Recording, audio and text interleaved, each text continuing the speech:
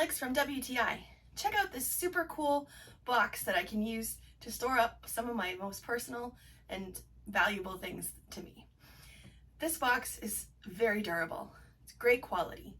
Now, all you have to do is set the combination lock on either end, and it's super easy to do. They give you instructions on how to do it.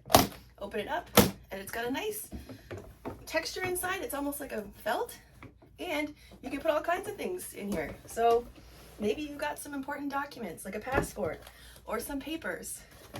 Maybe you've got some money that you want to hide.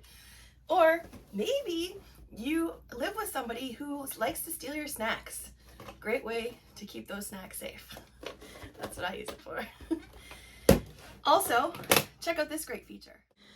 This vault box also comes with a tether. All you have to do is attach it to a fixed structure and put the other end inside the box. And it's now a little bit more secure. This vault box is a great size. It's able to hold quite a lot of your own possessions from anything you want to keep safe from whoever you're living with, possibly. It gives you that little bit of security to know that your things that are precious and important to you are safe. I love this box. I know you're gonna love it too, and that's my point of view.